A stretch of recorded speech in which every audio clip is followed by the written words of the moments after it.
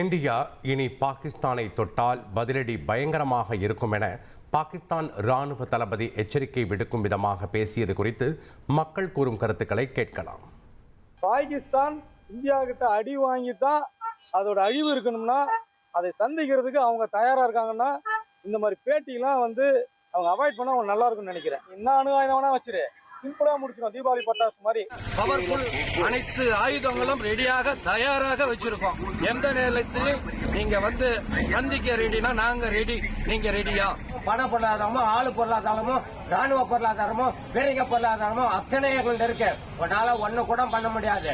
ஒழுங்கா இருந்துக்கணும். இது ஃபர்ஸ்ட் முறை எச்சரிக்கை. இந்தியாவை பாகிஸ்தான் தொட நினைத்தால் பாகிஸ்தான் தான் அழிவை தவிர இந்தியா ஒருபோதும் அதை விட்டு கொடுக்காது. ராணுவ தளபதியினுடைய கருத்தை அவர் வாபஸ் பெறுவது அந்த நாட்டுக்கு மிகப்பெரிய நன்மையை பயக்கும்.